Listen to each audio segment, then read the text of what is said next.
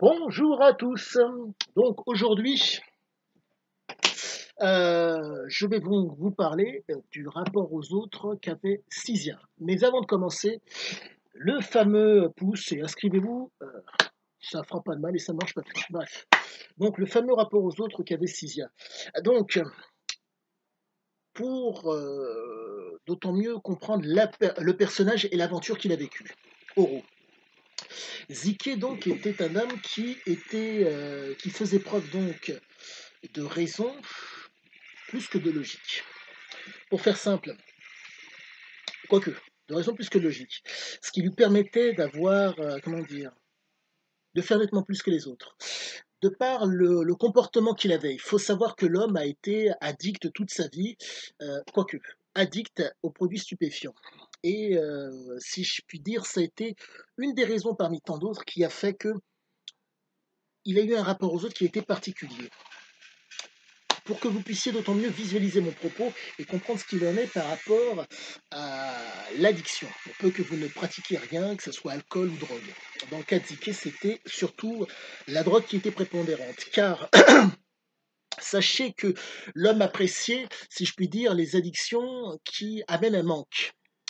La raison en est très simple, c'est que un manque d'ordre psychologique fait que vous avez une propension à, comment dire, à être énergétique, à vous projeter dans des situations qui vont vous permettre de satisfaire ce manque, ou dans des situations qui vont vous permettre, entre guillemets, de payer ce manque. Et le côté physique, l'accoutumance, ça, il ne l'avait pas. C'est très très particulier. C'est vraiment le détail qui fait l'angle pour pouvoir d'autant mieux comprendre son rapport à l'autre. Et comme c'était un être d'action, un être qui voulait vivre les choses, ne pas thésauriser et vivre pleinement les choses et ne rien prendre de sérieux, euh, le rapport aux autres était particulier. Compte tenu du fait que c'était un homme qui prenait l'ascendant sur son prochain, et que euh, il appréciait les fous. Je vais essayer de rester euh, aussi proche possible du texte. Et après, je vous donnerai ma version. La raison pour laquelle il appréciait les fous, c'est que le fou, généralement, bizarrement, est logique. Il ne fait pas preuve de raison puisqu'il est fou. Il est logique. Et cette logique fait que vous êtes face à un être qui est manichéen. Le bien, le mal. La croyance dans le bien, dans le mal, par rapport à cette folie. Et ça donne toute sa mesure. Car le fou en question, pour peu que vous le conditionnez, vous allez pouvoir donner, si je puis dire, matière à ce qu'il puisse interpréter vos propos ou vos actes pour aller dans votre sens. Je dis bien interpréter et non comprendre. La compréhension qui nécessite de savoir et, pardon, le raisonnement nécessite de comprendre et de savoir. Le fou, entre guillemets, de par son comportement, n'a pas besoin de comprendre et de savoir. Bien, mal par rapport à ma folie. Donc, si vous êtes face à des cas, si je puis dire, d'animalité, euh, qui sont symptomatiques et que vous voyez de façon récurrente dans l'ouvrage Oro.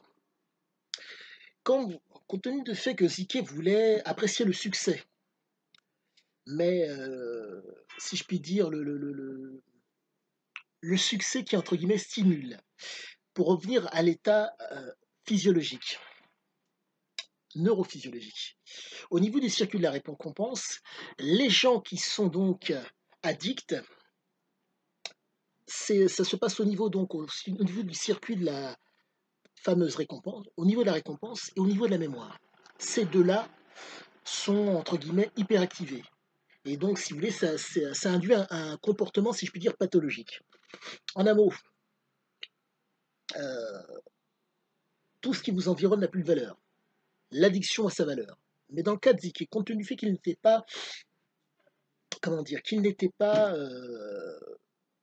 pas d'accoutumance, ça explique tout et ceci explique cela. L'accoutumance fait que vous allez rentrer dans des habitudes. Tandis que L'accoutumance va vous amener dans des habitudes. Donc, ce qui veut dire que le propre de l'addict, c'est donc abuser, pardonnez-moi, utiliser, abuser, être dépendant. Ziké abusait et il était dépendant. Mais par contre, pardon, il l'abusait, pardonnez-moi, et il l'utilisait. Il n'était pas dépendant. D'où le fait qu'il ne répétait jamais deux fois la même chose. De par sa neuropsychologie, si vous voulez, il avait cette force, et de par les produits qu'il prenait, et de par les situations qu'il vivait, mentales, compte tenu du fait qu'il appréciait énormément les destins nouveaux. Il appréciait de se plonger dans des destins nouveaux. Donc son rapport aux autres était fonction de cela.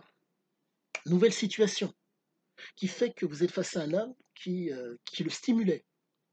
L'habitude, l'accoutumance, ça l'endormait, ça l'emmerdait. Et sa très très grande force, c'était que il ne comprenait pas forcément, mais il savait.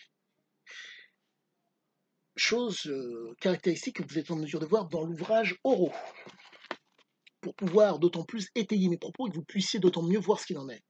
Rappelez-vous, lorsqu'il est donc en train de monter le moteur avec donc Dave et le Canadien, il monte le moteur donc dans le parc de Corcovado et le parc est interdit.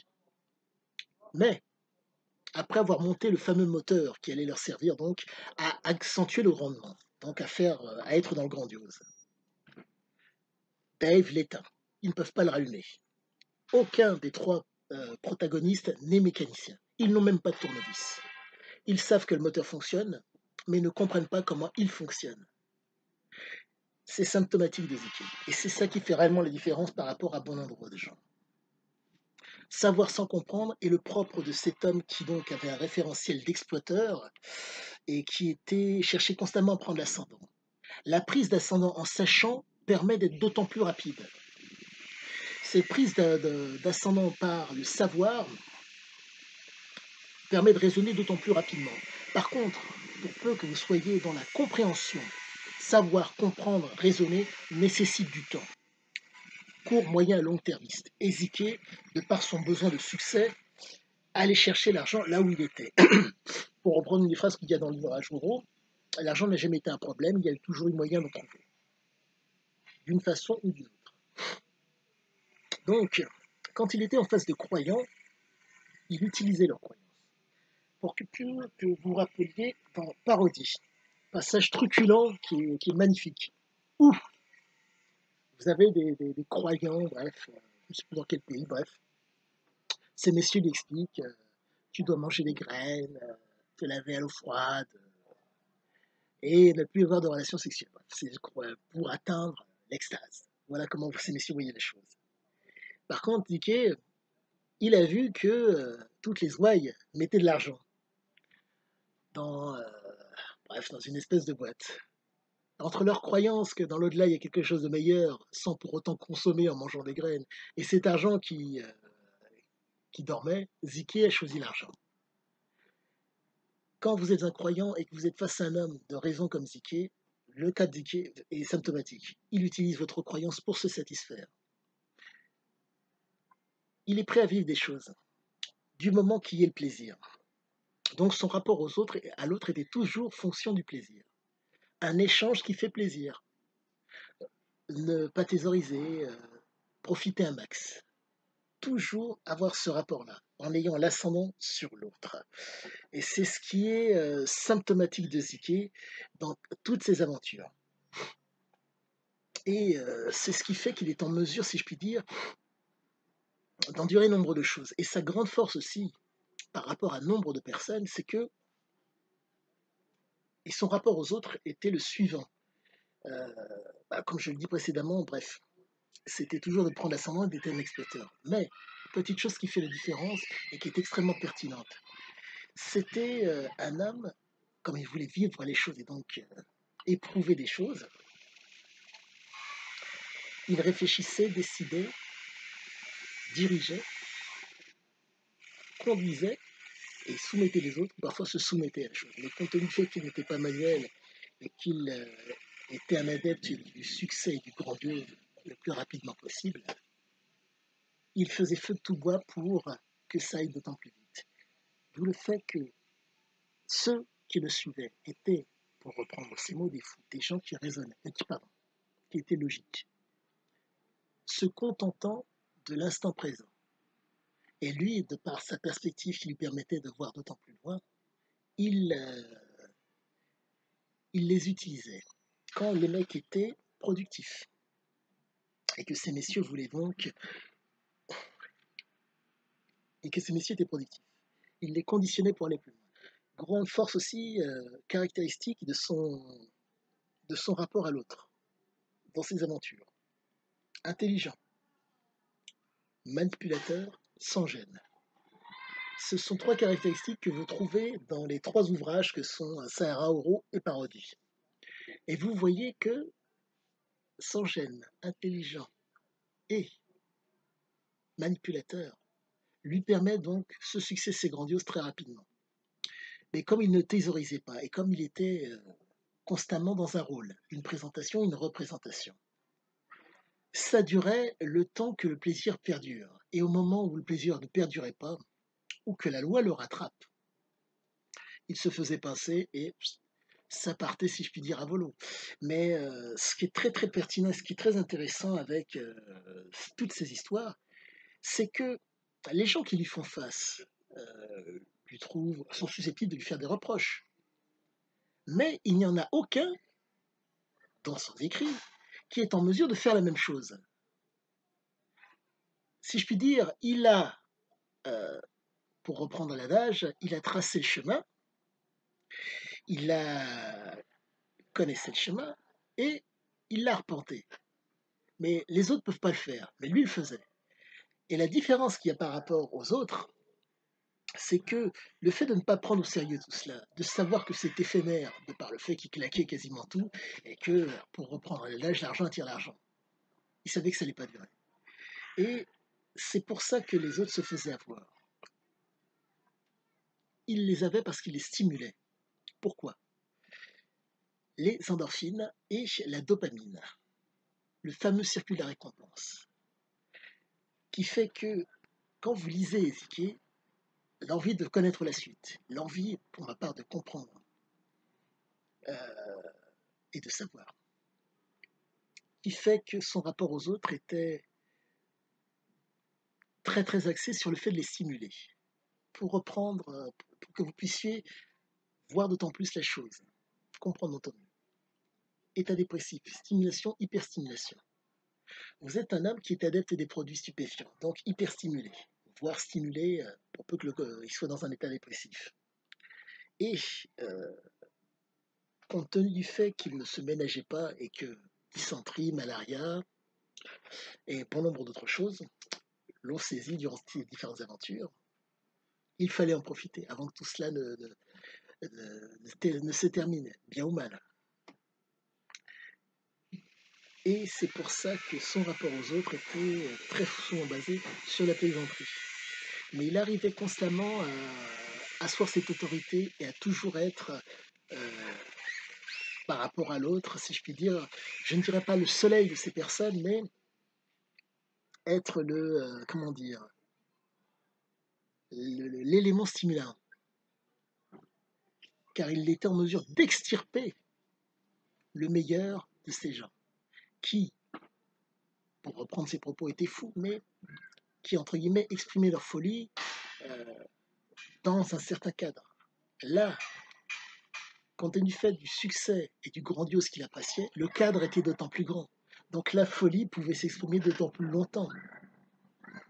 Et d'autant mieux. Dans Oro, vous voyez que c'est par la loi qu'il avait comme salarié, qu'il avait donc cloisonné, dans un cadre idyllique, si je puis dire.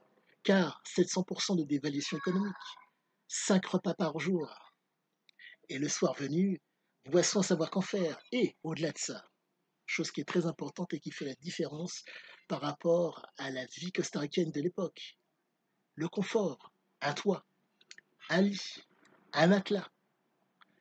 Et donc, il amenait tout. Ces messieurs n'avaient plus qu'à glisser les pieds sous la table et compte tenu qu'il les avait exploités, voire limite mis en esclavage, pour les besoins de l'aventure, Semet était gagnant. Et, chose qui est si extrêmement, qui est symptomatique du rapport qu'il avait avec les autres, il n'agissait pas comme les autres.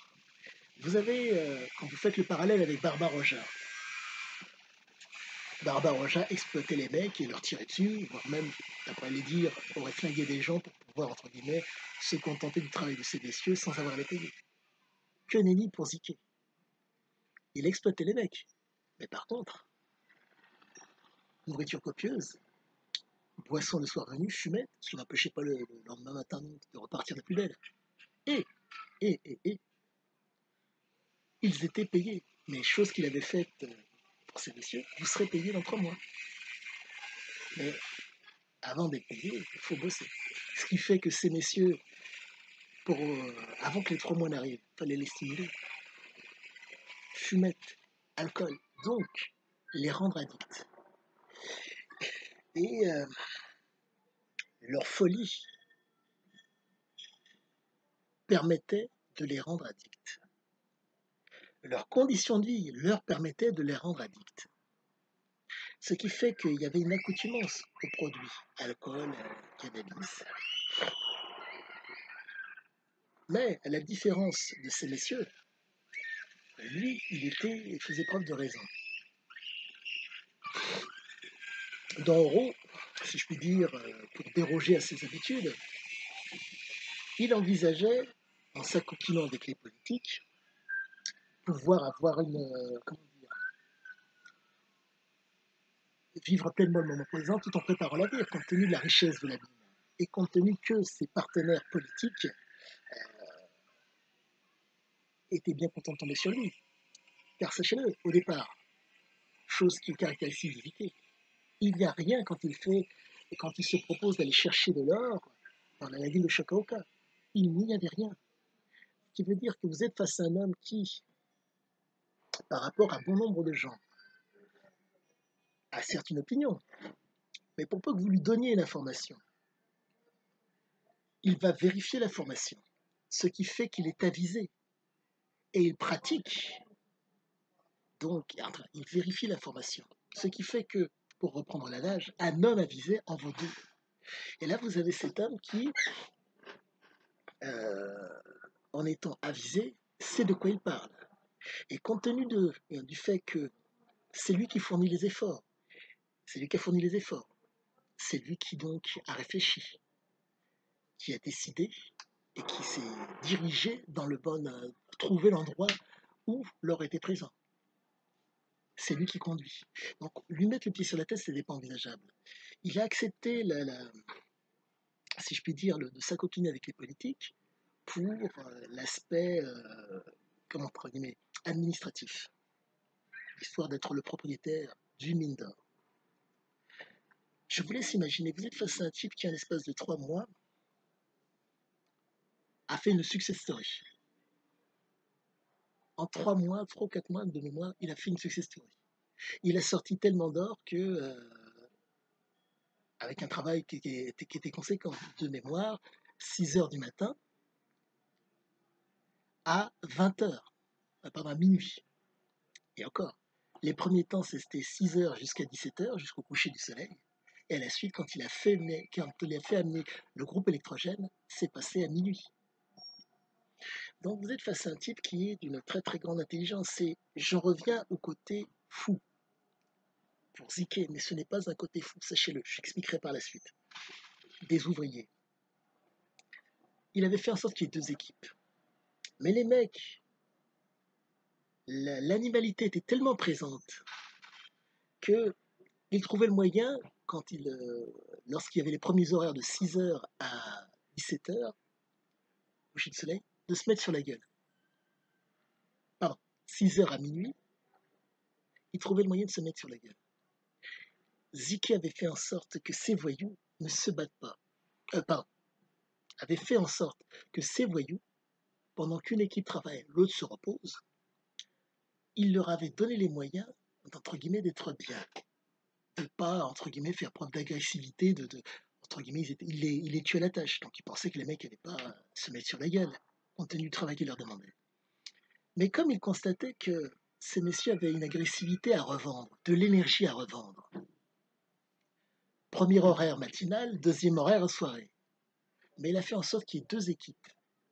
Mais au-delà des deux équipes, il a fait en sorte que l'équipe qui ne travaille pas et qui comptait travailler le soir, il a fait en sorte que l'équipe en question, la deuxième équipe, travaille à la construction de la petite ville qu'il est en train de construire. Et c'était vraiment extrêmement intelligent.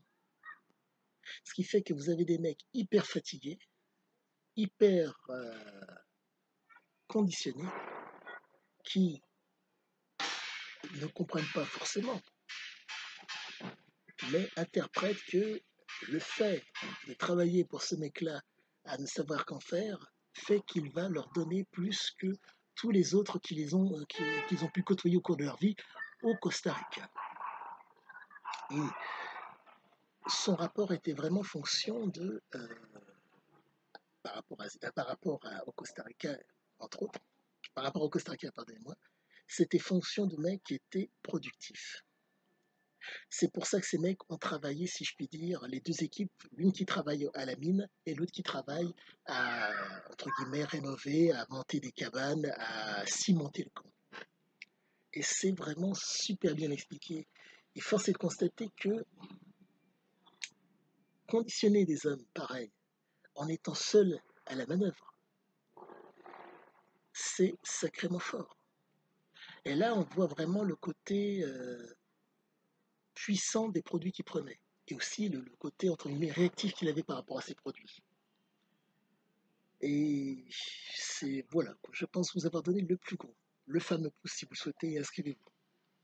Je vous souhaite une très bonne fin de journée. Au revoir.